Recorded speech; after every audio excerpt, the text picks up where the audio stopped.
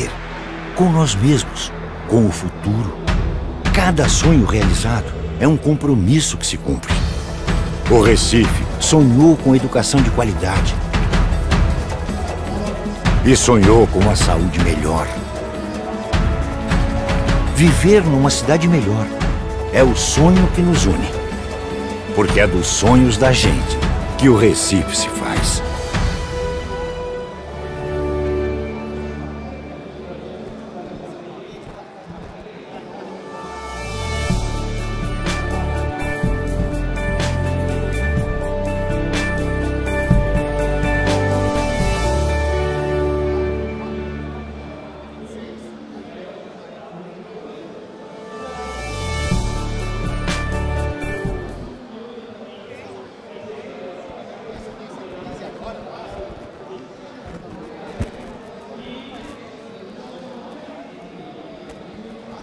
Alô, muito bom.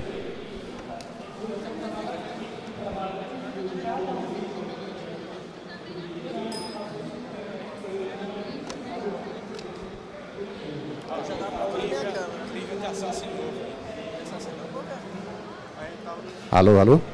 Bom. Pode ir?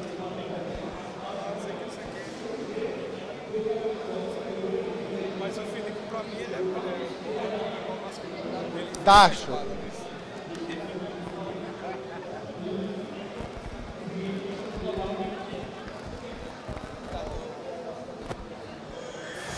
Falar? Você não está passando slide?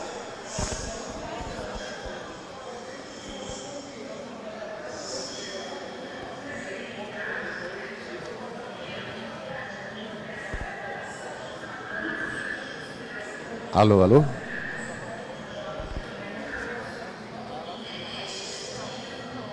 Pode ir? Alô? Muito bom, então. Muito boa tarde a todos. Meu nome é André Leme Fleury, eu sou professor da Universidade de São Paulo e eu tenho o privilégio de dividir esse palco hoje com a Emily Schuller e com o Marcos Oap, da Anuit Walk. E nós vamos falar sobre makers colaborativos inovando para pessoas com deficiência. Algumas das melhores experiências que nós estamos tendo relacionadas com a conciliação de conceitos avançados da academia e a prototipação e experimentação rápida para o desenvolvimento de novos produtos. Então eu vou contar um pouquinho sobre essas experiências, eu vou contar um pouquinho da parte mais da questão dos conceitos e de uma experiência toda que a gente teve com o pessoal de Stanford. O Marcos e a Emily vão contar a experiência toda que eles estão tendo relacionadas com o desenvolvimento de produtos para as pessoas com problemas de deficiência visual. Então eu sou associado ao Inova Lab. O Inova Lab é um laboratório da engenharia de produção lá da USP, com um conceito muito diferente em relação aos laboratórios tradicionais. Ele é um laboratório essencialmente aberto e por esse motivo ele tem sido explorado por alunos de diferentes origens na formatação de projetos absolutamente inovadores. E também sou ligado à Fundação Vanzolini e à GTE, Gestão de Tecnologias Educacionais, que são então os nossos principais parceiros no desenvolvimento desses empreendimentos. Então, aonde que makers, design thinking e startups chegam e conseguem se integrar com a questão toda da deficiência? Basicamente, então, a gente, quando fala dos makers, a ideia é de trabalhar com tecnologias integradas, ou seja, diferentes tipos de tecnologias e principalmente trabalhando com baixa escala. Ou seja, quando a gente fala, então, da fabricação digital de todos esses processos, ele só tem sentido quando a gente fala, então, de baixa escala. Ou seja, a ideia do on-off, a ideia do exclusivo. E quem é que realmente precisa muito dessa ideia do on-off? Quem é que realmente precisa muito dessa ideia do exclusivo? É exatamente as pessoas que têm a questão toda da deficiência, ou seja, ou seja, a ideia toda das pessoas que têm elas têm recursos e funções limitados, logo elas precisam de soluções exclusivas e elas precisam ser capazes, então, de ter soluções absolutamente customizadas e adaptadas para as suas necessidades. E foi dentro desse contexto, então, que a gente começou a desenvolver os nossos projetos. Primeiro, a gente teve toda uma experiência relacionada com Stanford, nós vamos falar um pouquinho mais sobre essa experiência na sequência, e aonde a gente conheceu, por exemplo, o projeto Jaipur Knee, que é a ideia de você desenvolver um joelho exclusivo para uma pessoa com deficiência nesta área. Ou então o iWriter também é uma outra iniciativa que nós começamos por lá.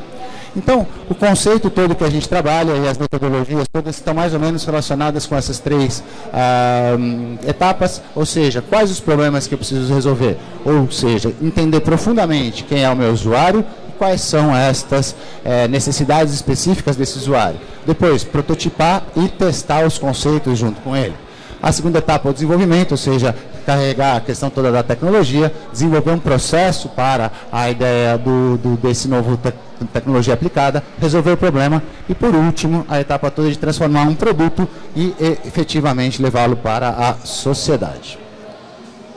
Então, falando especificamente da primeira etapa, o conceito, a gente tem trabalhado muito a abordagem do Design Thinking. Eu estava comentando com o Marcos, eu sou da engenharia, mas eu sou extremamente encantado com a ideia toda do design. Por que design e engenharia são tão diferentes e, por outro lado, tão complementares? Eu gosto muito dessa figurinha porque ela representa o fluxo todo do Design Thinking, que é diferente da forma de pensar de um engenheiro. Ou seja, um engenheiro, de uma maneira geral, ele pensa de maneira convergente. Em outras palavras, você dá um problema para ele e ele quer resolver. O designer não, ele parte de um momento diferente. Ou seja, primeiro, ele começa com um problema aberto. Algo como podemos fazer alguma coisa, como podemos acabar com a violência, como podemos aprimorar, por exemplo, a experiência de vida de uma pessoa com deficiência. E a partir daí, a ideia toda é de abrir, ou seja, fazer um movimento divergente, abrir o máximo que você for capaz, todos os seus conceitos, fazer os benchmarks em relação ao estado da arte, fazer o benchmark em relação ao estado da prática, entrevistar, fazer observação, etnografia, que vem das ciências sociais, também uma técnica muito importante para a gente. E a ideia, a partir daí, então, seguir em direção à síntese, ou seja, consolidar todos aqueles conhecimentos que foram aprendidos, partir para a etapa de ideação, de novo, a ideia de abrir o máximo possível, as ideias mais fora da caixa que forem possíveis de serem experimentadas, e, por último, convergir novamente, prototipar. Essa forma, então, divergente, convergente, é um raciocínio abdutivo, que é diferente da lógica indutiva e da lógica dedutiva que o engenheiro, que o pessoal da computação está acostumado. Por isso que é tão rica essa interface entre o design e a engenharia. São duas formas de pensar muito diferentes, porém bastante complementares. Então, contando um pouquinho da nossa experiência, a gente começa então a nossa experiência do Design Thinking, nós vamos aprender um pouco mais na Universidade de Stanford. Uma empresa parceira nossa propôs o seguinte desafio: como podemos aprimorar a experiência de voo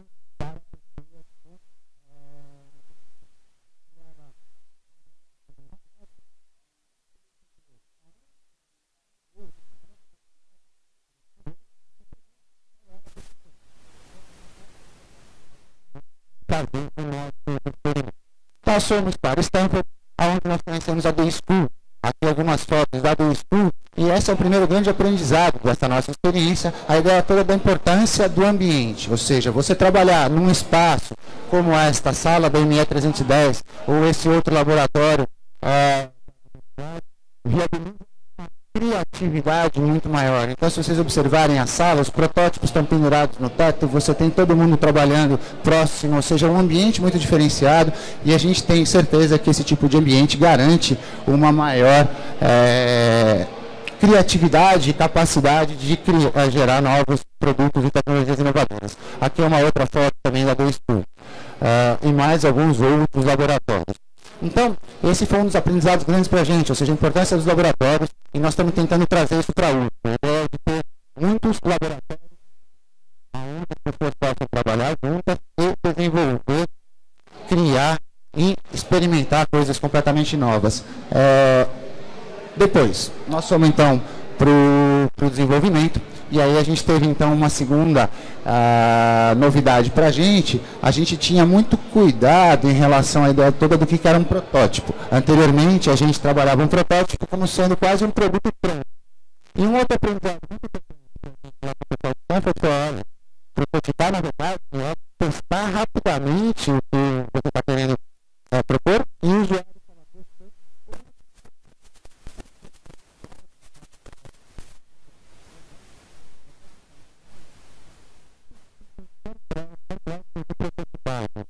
a gente evoluiu 5 ideias diferentes, 5 conceitos diferentes, 5 abordagens diferentes.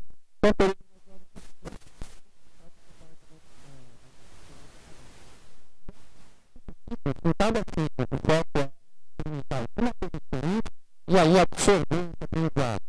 E esse é o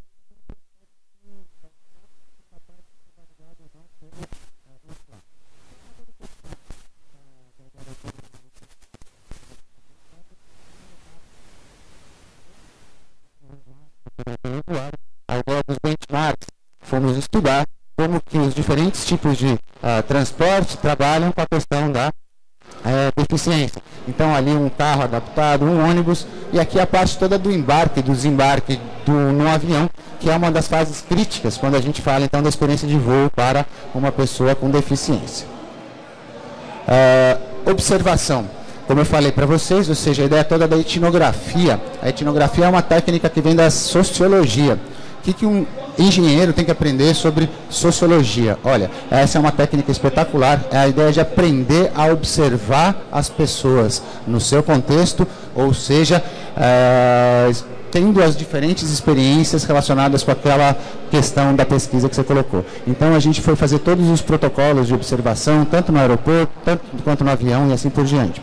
Outra fonte espetacular de ideias para o desenvolvimento de produtos, as patentes, ou seja, pesquisar nos bancos de patentes. O Google, hoje em dia, disponibiliza se não todas, uma quantidade absolutamente expressiva de patentes relacionadas com os produtos novos.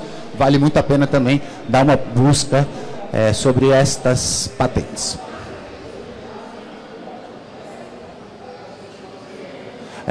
Bom. E aí a ideia dos protótipos toscos, ou seja, por exemplo, esse daqui era um protótipo feito com cartolina e com massinha. Qual o valor de um protótipo feito de cartolina com massinha? O valor foi espetacular. Nós chegamos para o pessoal da empresa, da Embraer, e a Embraer falou, não dá. Então veja, ou seja, nós gastamos basicamente, não tem nem R$3 de material, 15 minutos para montar o protótipo, e aí nós já conseguimos não vai, ponto final. Ou seja, se a gente tivesse evoluído essa ideia, teríamos gasto muito mais e não teríamos chegado aonde a gente chegou. Essa aqui é uma outra ideia, ou seja, para um cadeirante, a questão toda de carregar o peso é bastante complicada, era uma outra ideia de tentar criar um puxadinho para carregar a bagagem dele. Também era um outro protótipo que foi desenvolvido. Esse aqui é o protótipo, um outro tipo de protótipo da nossa experiência, a ideia do protótipo azarão. Qual que é a ideia do protótipo azarão? É a ideia do protótipo que você olha e fala, não, mas isso não vai dar certo. Mas aí você vai experimentar e você vai até o final com ele. Então, aqui o foco não era na entrada e na saída, o foco era a entrada no banheiro.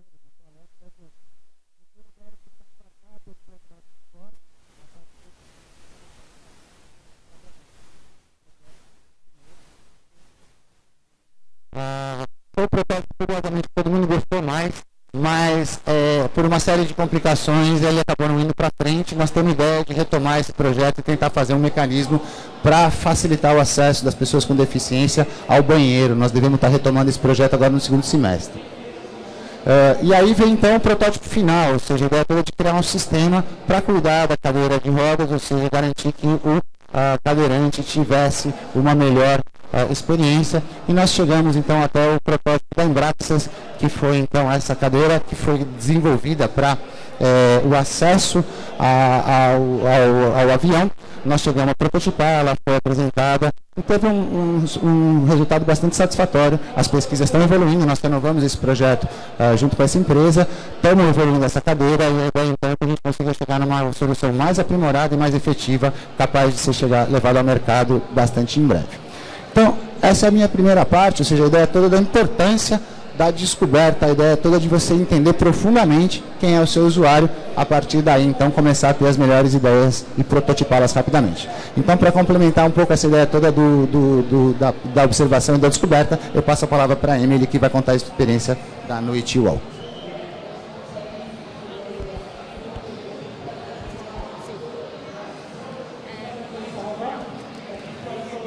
pessoal, meu nome é Emily e pra cá. Cadê? Agora.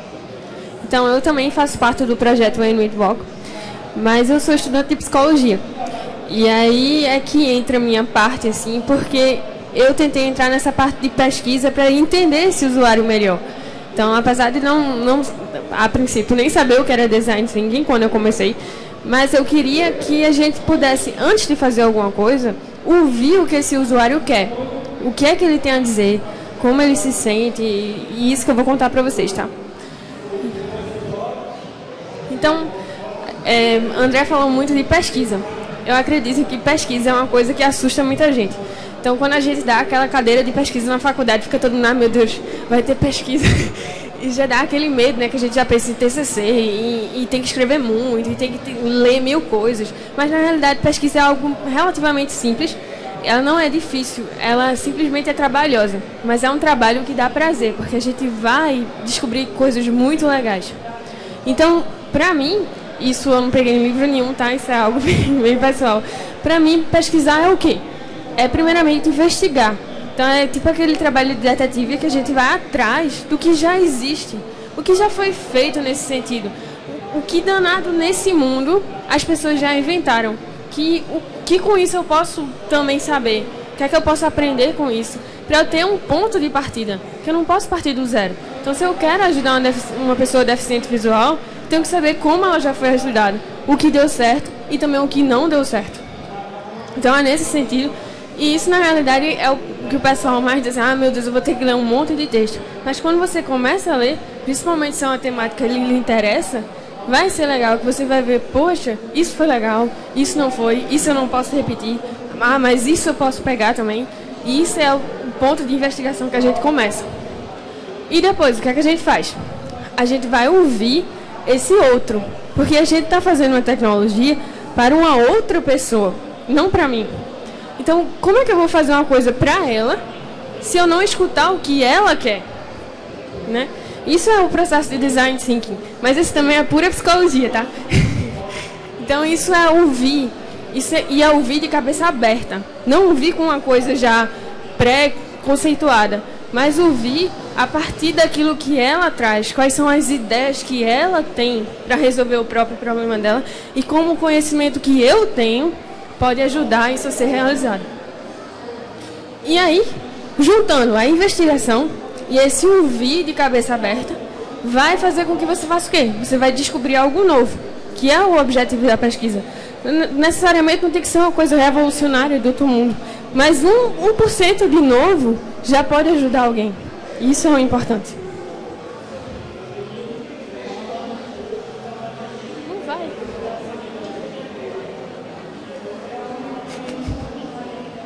Não tá indo, não. Agora. Então, isso foi o que a gente fez no Inuit Walk. Então, quando eu entrei para o projeto, eu entrei no comecinho, então eu era, em primeiro lugar, a única mulher, em segundo lugar, a única psicóloga. Então, aí os meninos estavam com a cabeça, meu Deus, a gente vai fazer uma super tecnologia, vai botar um sensor ali, outro aqui, e vai ajudar tudo. E aí eu disse, espera aí, minha gente, calma, respirem. Vamos lá, vamos ouvir o que esse pessoal tem a dizer. Porque você tem que imaginar que uma pessoa deficiente visual, ela é um ser humano, pessoal. Ela tem uma vida.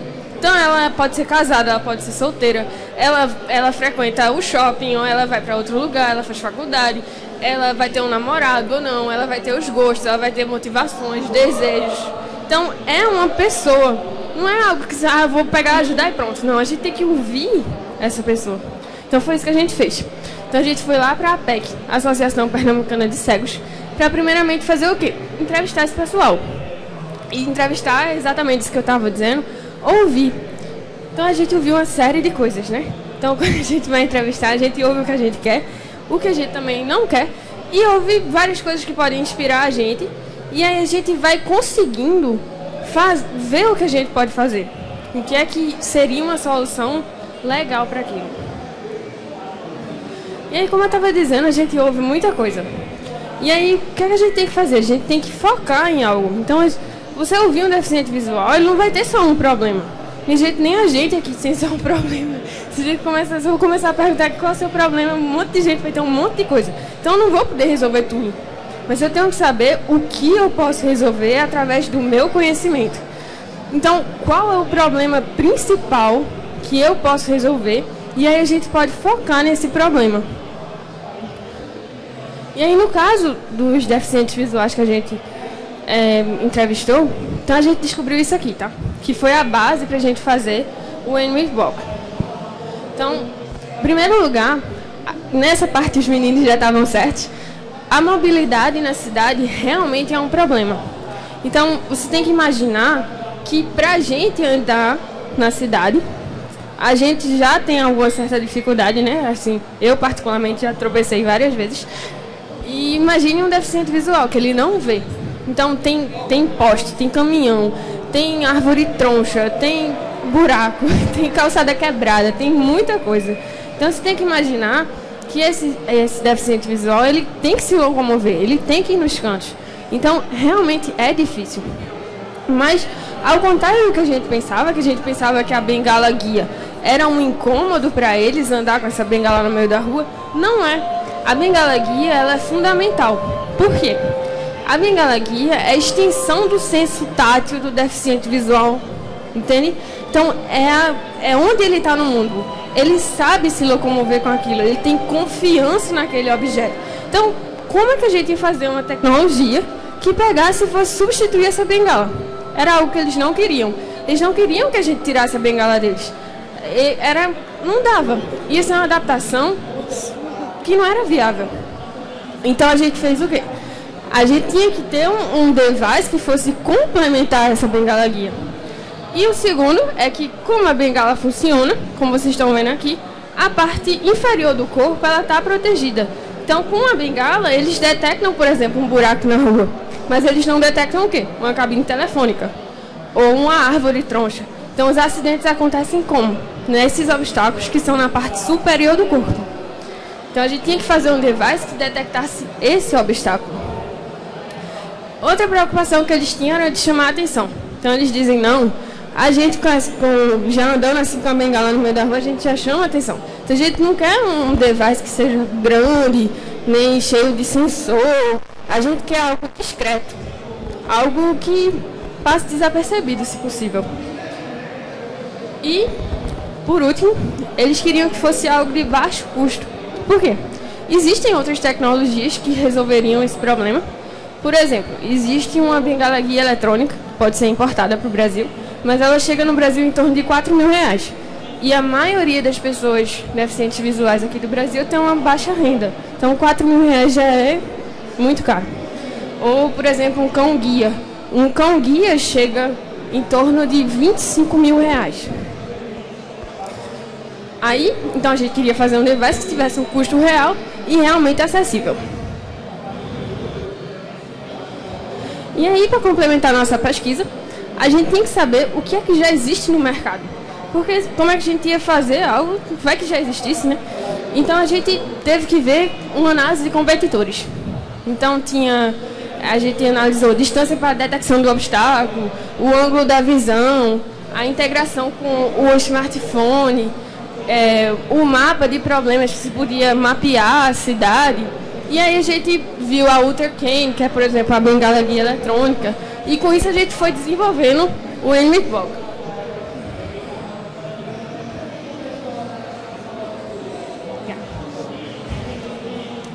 E aí surgiu o projeto NWITBOK, que a gente tentou tentar solucionar esses problemas que a gente viu com relação à mobilidade, trazendo também um pouco de wearable computers, que é o que Marcos mais gosta de fazer, tá? Que é aquele ali.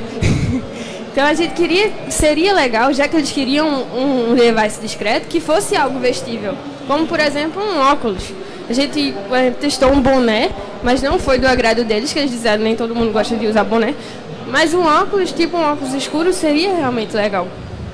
Então foi a partir disso que a gente começou a fazer o projeto.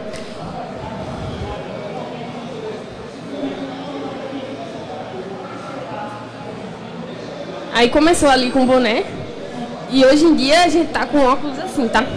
Mas não foi do dia para a noite. Foram 6 protótipos. Então, o primeiro, Marcos vai explicar mais, a gente levou lá. Aí eles disseram, não, assim não tá bom não. Isso tá bom, isso tá ruim, aquilo não dá, a gente quer assim mais bonito. E aí a gente voltava. Aí disse, não, então tem que melhorar aquilo. Aí fazia o segundo protótipo, aí levou lá.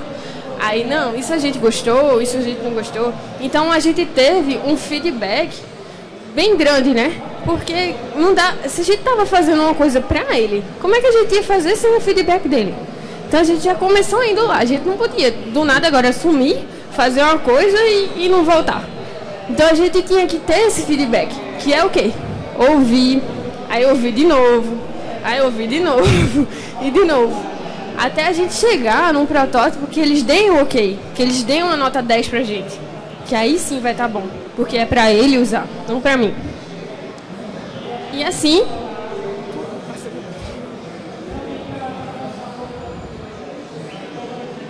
E assim a gente pode descobrir algo novo.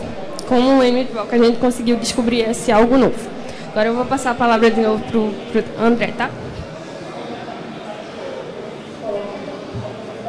Obrigado, Emily. Muito legal, ou seja, bom, eu acho que então a experiência toda da Noite Walk, ela sintetiza bem o que a gente mencionou anteriormente, ou seja, a ideia toda então de partir de um desafio aberto que não tem uma resposta só, realizar todas as etapas de descoberta da maneira mais aprofundada possível e a partir daí prototipar até chegar numa nota 10, que é o nosso objetivo. Então, voltando um pouquinho para trás, a ideia então da segunda etapa, ou seja, a ideia toda do desenvolvimento. A ideia então de ter as novas tecnologias, nós temos uma barbaridade de novas tecnologias chegando, os wearables são uma tendência extremamente efetiva, e a ideia toda de que os deficientes, eles são um campo ápice, ou seja, eles são um objeto de estudo, né, áreas de estudo espetaculares, porque eles apresentam exatamente as características para o desenvolvimento dos produtos exclusivos e capazes de resolver então os seus principais problemas. Então, uma das experiências que a gente teve ano passado, também relacionada com a ideia todas as tecnologias assistivas, foi o TOM. O TOM foi um evento de um final de semana que a gente realizou na Engenharia de Produção lá na USP.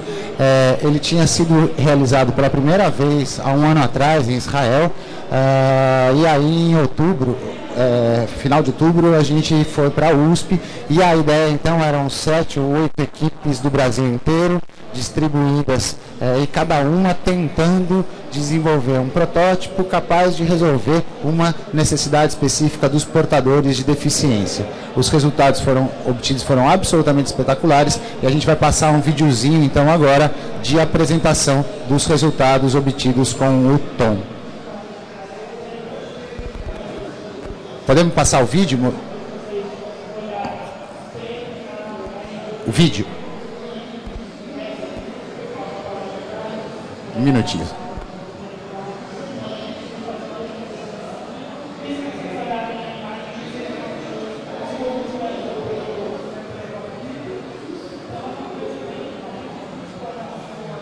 Tá com ele.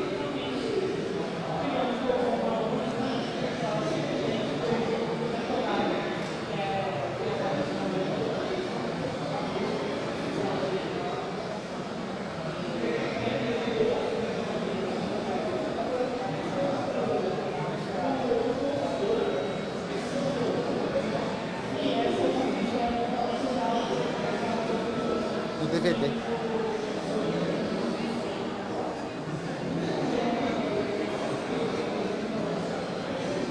Bom, vamos tocando então e a gente já, a hora que a gente tiver o vídeo, a gente volta então para apresentar o vídeo do Tom.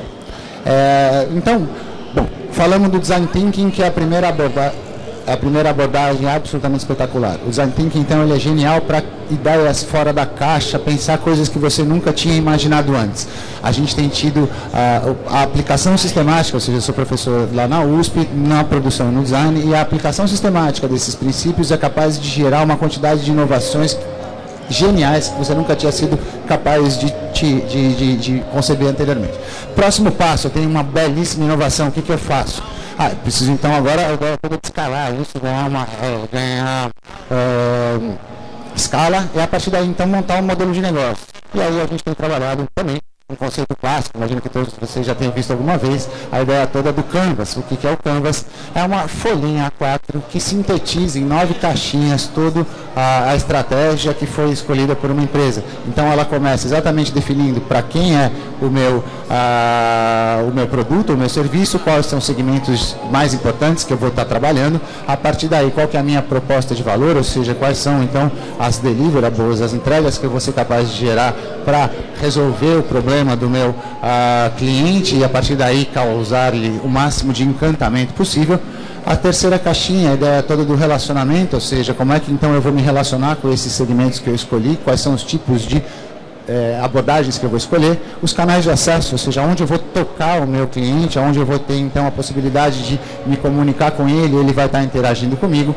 A partir daí, então, essas 4 caixinhas são a parte principal e em cima disso a gente teria depois, então, quais são os recursos que eu preciso para ser capaz de desenvolver então essa proposta de valor, como é que eu mobilizo esses recursos na forma de atividades, ou seja, como é que eu faço isso tudo andar para gerar a proposta de valor. A ideia é de que eu não consigo fazer tudo sozinho, eu preciso então de toda uma parte de parcerias e isso então vai me gerar um determinado modelo de receitas e também uma estrutura de custos. O Canvas surgiu há mais ou menos 6, 7 anos e a academia agora está tendo um volume absolutamente gigante de publicações relacionadas com esse tema, ou seja, esse é uma ferramenta que está sendo explorada na área da economia, na área da biologia, na área de todas as áreas para modelar resumidamente um segmento de negócios. Boa. Seguindo então, bom, o Canvas. O Canvas é legal, mas e depois? O Canvas eu desenhei meu modelinho, o que é que eu vou fazer? A próxima etapa então é exatamente o que o Eric Rice propõe. O Eric Rice, um dos fundadores da ideia de e esse é um outro conceito que é absolutamente óbvio, porém absolutamente genial, ou seja, olha, não adianta só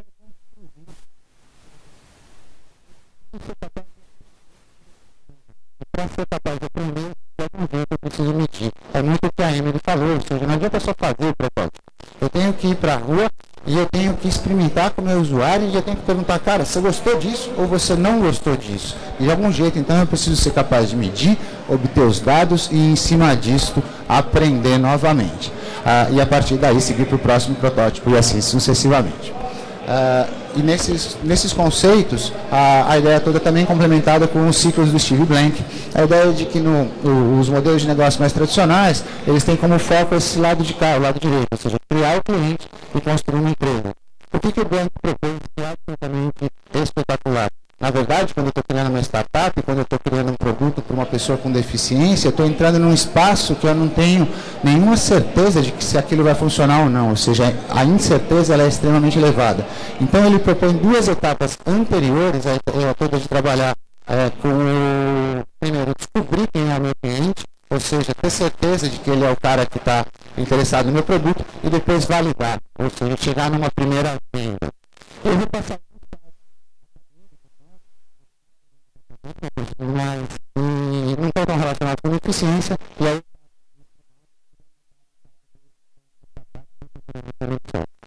descoberta se o cliente efetivamente está interessado ou não. A gente teve uma experiência com um garoto da produção que desenvolveu um projeto chamado Publica e é muito engraçado, ou seja, apesar de ele ter investido muito dinheiro, ele não conseguiu um cliente que falasse, olha, eu achei essa ideia do caramba, eu realmente quero esse produto que você está trazendo.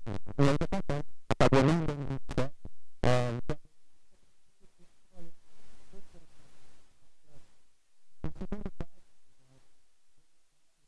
De comércio de músicas, music jungle, que conseguiu chegar na primeira venda.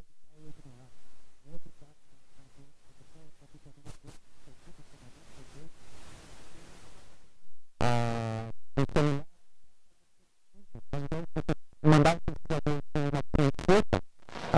e pedir para o pesquisador obter as respostas, ele gamificou o processo de pesquisa, ou seja, você baixa o aplicativo, ele dispara uma missão, se você tiver interesse em fazer aquela missão, você fala, olha, eu vou entrevistar tantas pessoas, ele vai fazer o georreferenciamento da onde você está, ele vai gravar uma parte da entrevista e aí ele vai receber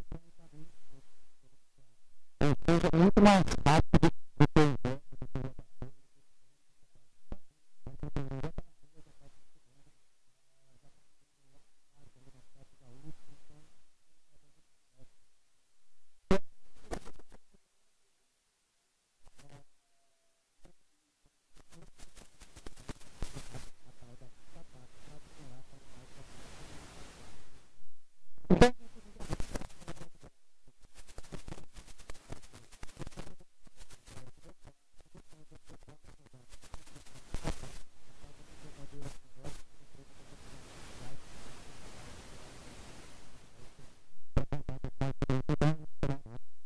Da noite. E aí, pessoal, boa tarde. Tudo bom? É um prazer imenso estar falando um pouco mais sobre o projeto, sobre essas experiências que a gente teve.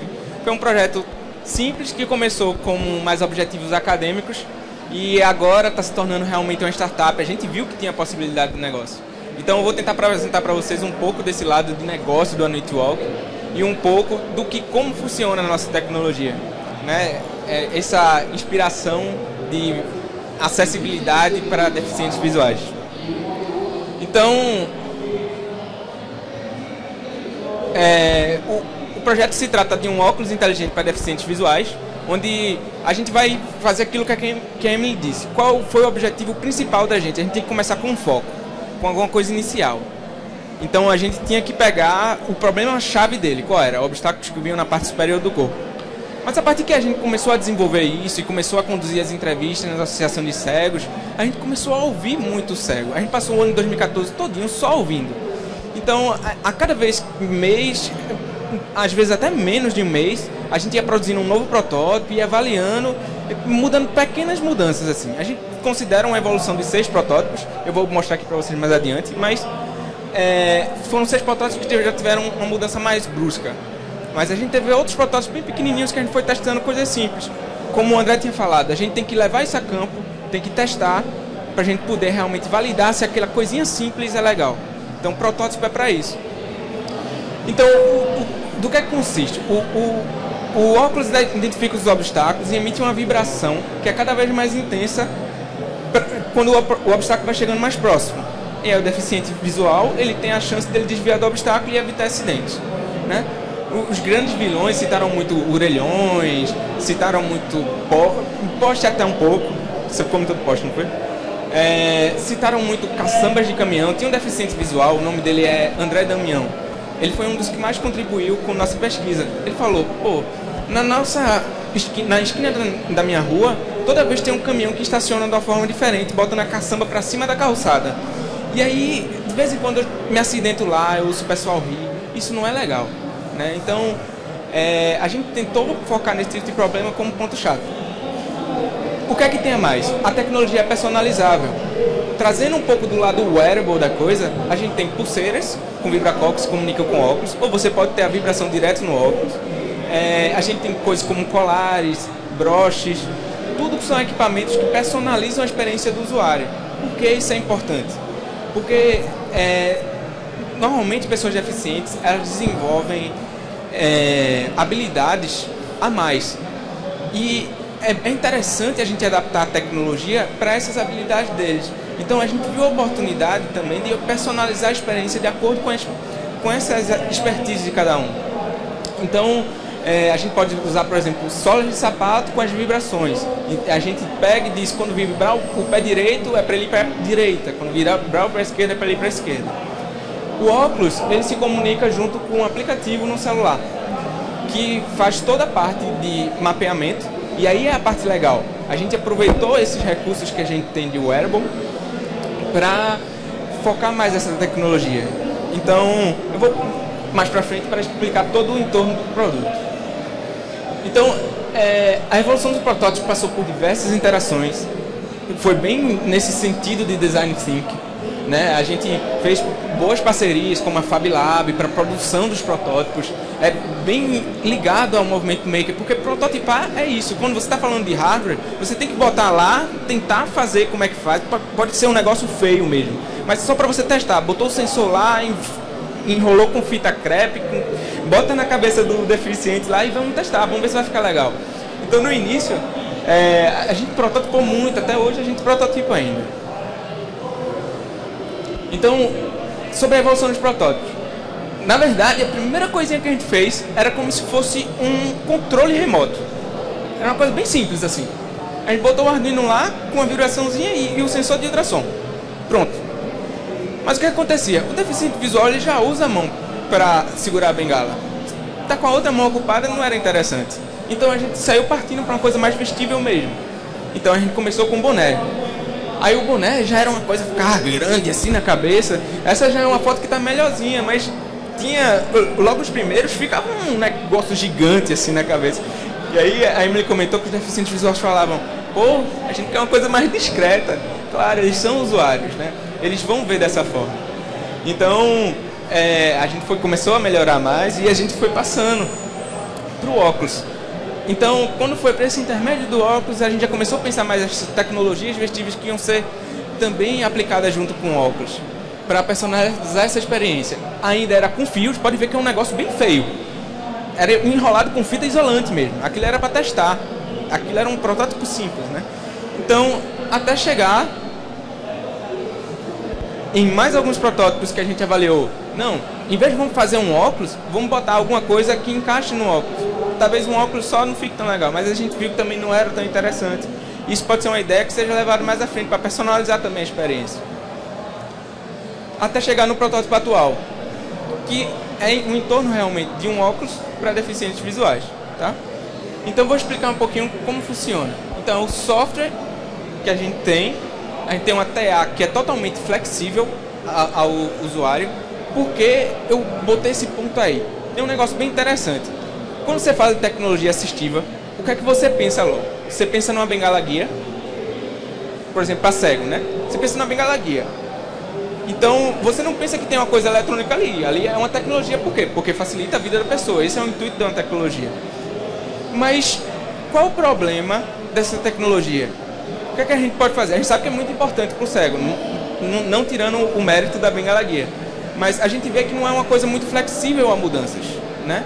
Então, quando a gente fala em software, em termos de software, a gente pode tornar uma tecnologia mais flexível. Nossos aplicativos, eles podem ter uma habilidade de estar flexível a uma necessidade especial do cego. Por exemplo, o cego, ele prefere uma forma diferente de recomendação de rotas. Tudo pode ser configurável de acordo com a TA dele, né? Principalmente quando a gente está falando de wearable. A gente pode configurar a distância que a gente está detectando esses obstáculos, a gente pode configurar a intensidade da vibração, se é muita vibração, se é pouca. A gente pode configurar, eu quero um feedback sonoro, não, eu quero um feedback vibratório mesmo.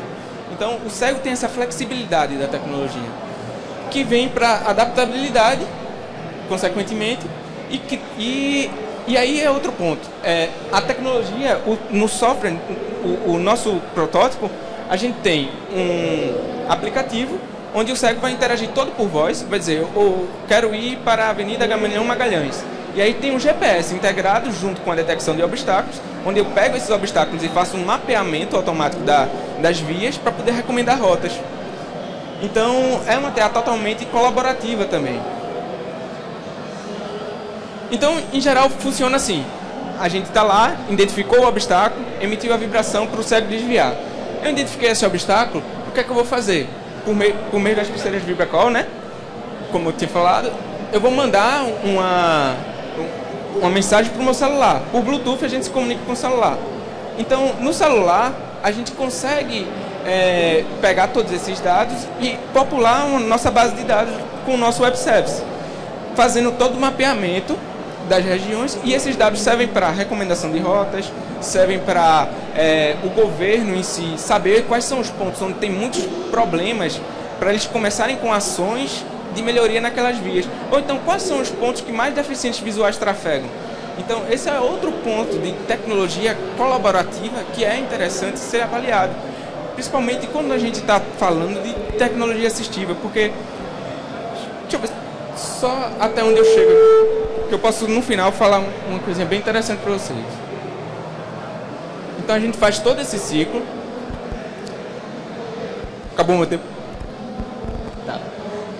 Onde a gente tem todo esse tráfego de informação, né? Então vai acabar aí. Qual é o grande quê aqui? A gente tem sempre tecnologia assistiva que é muito fixa. Então, a gente tem uma grande oportunidade, desde 2013 eu venho palestrando e tentando inspirar as pessoas a fazerem o mesmo. A gente tem uma grande oportunidade com esses recursos tecnológicos, atualmente, tecnológicos vestíveis e esse movimento maker, a fazer uma tecnologia que seja realmente adaptada às necessidades dos deficientes, né? E existe um impacto muito social. A gente sentiu isso na pele quando a gente estava falando com os deficientes visuais, quando a gente estava entrevistando, e a gente viu como era importante. A gente começou como um projeto acadêmico. A gente viu que tinha total oportunidade de negócio. A gente vê que tem uma parte onde a gente pode, que é o sétimo protótipo que a gente está desenvolvendo agora, onde a gente pode tornar a tecnologia de uma forma proporcional uma maior acessibilidade, uma experiência de acessibilidade. O cego está passando na frente de uma loja, ele pode saber qual loja ele está passando na frente. A gente pode dizer para ele. Isso também mostra um ponto de negócio muito interessante. A gente pode usar isso como divulgação direcionada.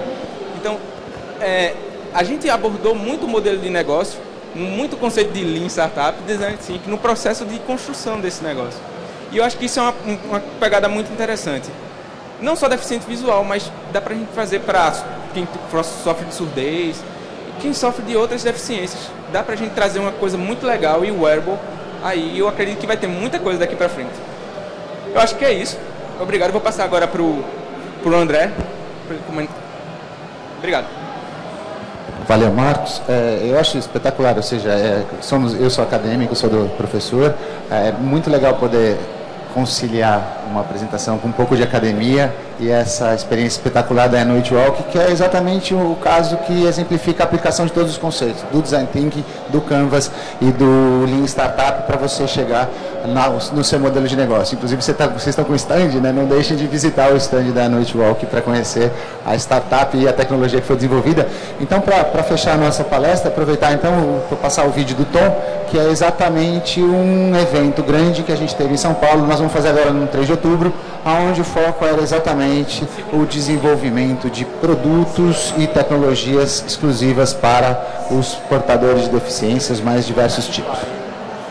Eu vou precisar amarrar o sapato.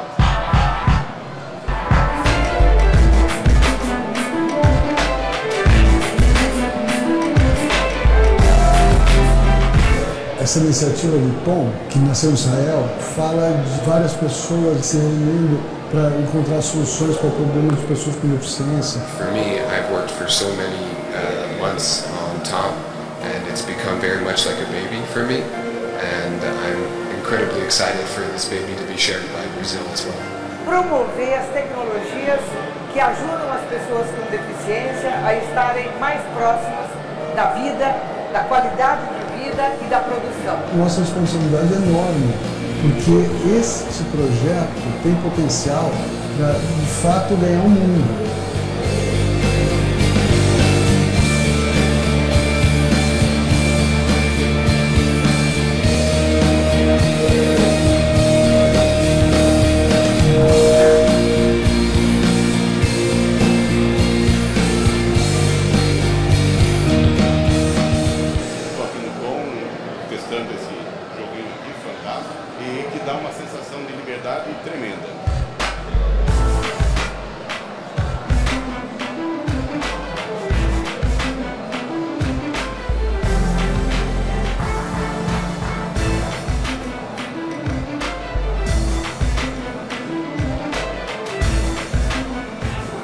Poder usar o tablet ou o computador e com isso acessar e-mail, fazer o que quiser, é autonomia e privacidade, é bem importante isso.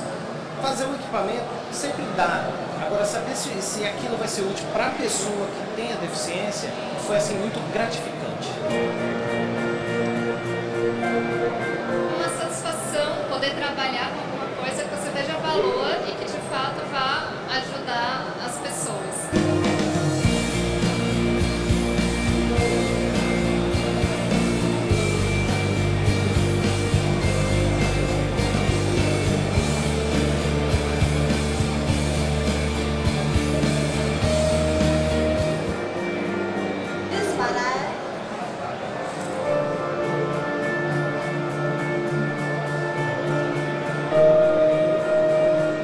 Superou a expectativa de desenvolvimento tecnológico também. Os produtos desenvolvidos foram muito interessantes e úteis para as pessoas.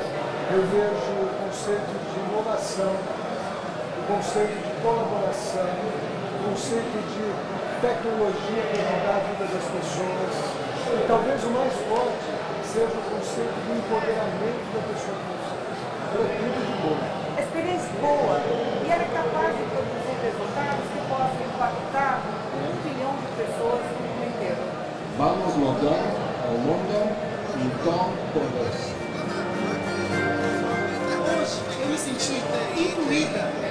inclusão, sem preconceito, me sentir capaz. Maravilhoso, sabe? A oportunidade de poder mostrar para os outros como a gente vê o mundo. É verdade.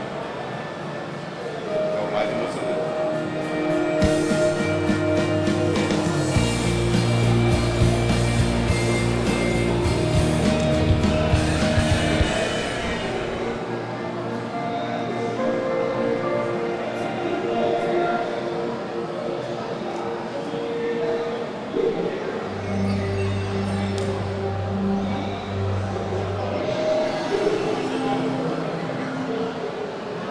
Boa. Então é esse o tom, ou seja, esse projeto que a gente tocou e que eu acho então que sintetiza um pouquinho de tudo que a gente tem desenvolvido, a ideia de aplicar o Design Thinking, os makers, o Lean, o Canvas para as pessoas com deficiência. Conceitualmente é muito interessante pela questão toda da necessidade de soluções exclusivas e a sensação de estar contribuindo, ela é particularmente espetacular. Então agradeço ao Marcos, à Emily, agradeço a vocês também, era isso que a gente tinha para contar.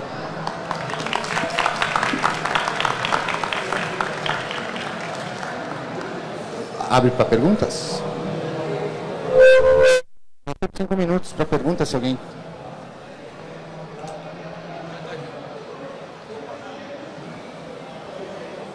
Oi. Eu fiquei pensando em relação aos óculos, porque tanto nas imagens como no discurso ficou muito claro também que os óculos é para pessoas que andam. Mas eu fiquei pensando num caso extremo, para um cadeirante que também é deficiente visual. Aí, tipo, os sensores seriam aplicados na cadeira, sei lá, né? Vocês chegaram a pensar nessa possibilidade? Oi.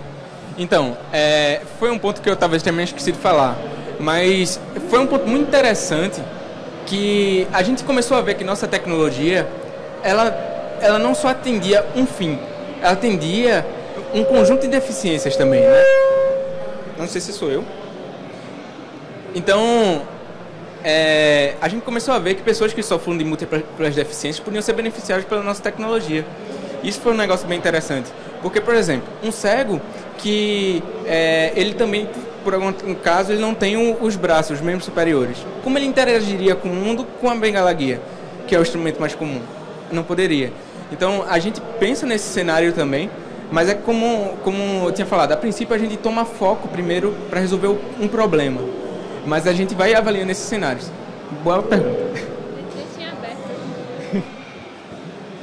Outra pessoa.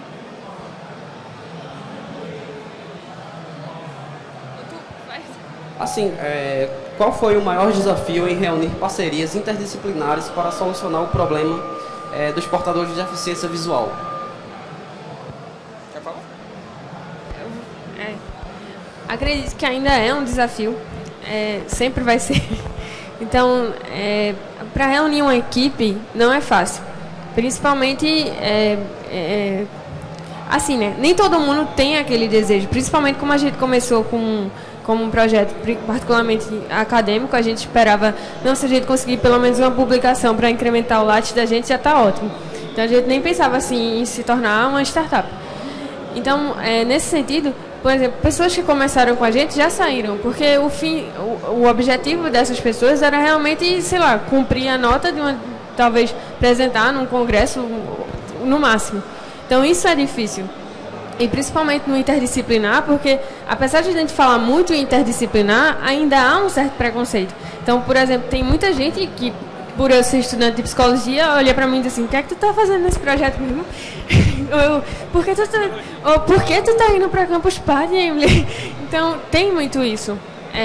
E aí, realmente, é um desafio que a gente tem que se provar. Não, eu tenho conhecimento que pode contribuir. Acredito que todo mundo tenha.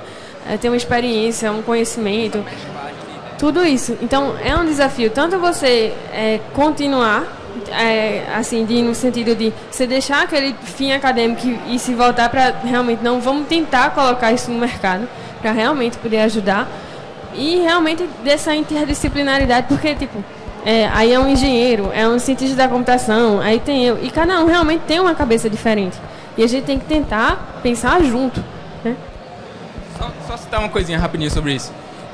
Eu tinha um professor, não sei se vocês conhecem, Felipe Calegário.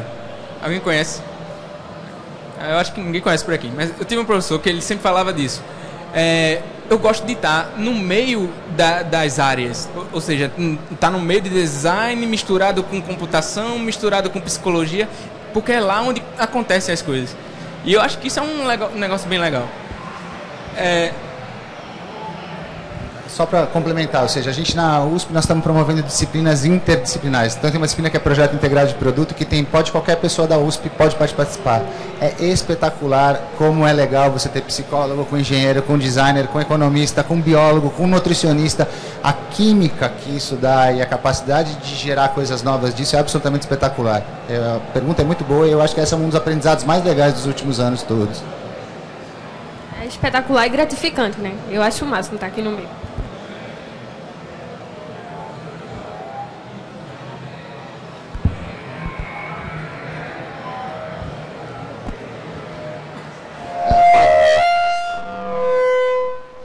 Parabéns pelo trabalho, primeiro. A minha dúvida com relação ao óculos é mais uma curiosidade. A posição que a pessoa, que o deficiente vai usar, porque tem deficiente que vai tateando e baixa a cabeça, mas tem outros que andam já meio eretos, olhando para frente. Como é que o óculos de vocês, o software de vocês trata isso? Então, a gente detecta a um ângulo de 120 graus. E aí a gente faz uma configuração de acordo com a forma que o deficiente visual usa. É justamente essa questão da adaptabilidade da tecnologia para cada um. Porque cada um tem sua forma. Eu posso ter um costume de andar mais assim, de cabeça baixa. Mas eu tenho o meu colega que ele anda mais assim, de cabeça alta, tá olhando por cima. Então é totalmente ajustável. A ideia é essa. E aí a gente deixou meio que tudo em aberto, ajustável, por exemplo, a vibração. Ele pode escolher a distância que ele quer que o óculos comece a vibrar. Ele pode escolher a intensidade da vibração, que pode ter uma pessoa, sei lá, ela é mais sensível, então uma vibradinha assim rápida já seria suficiente. Tem que ser uma pessoa que tem que vibrar mais intensivamente. A ideia é que realmente fique a critério do usuário. Obrigado, pessoal. Pessoal, a gente tá com um stand lá em cima no Startup Makers e a gente tem alguns brindes para sortear, tudinho. Depois dá uma passada lá, também tá com um protótipo. Quem tiver interesse, a gente também pode falar um pouquinho mais da tecnologia, tá? Muito obrigado, foi um prazer enorme estar aqui com vocês.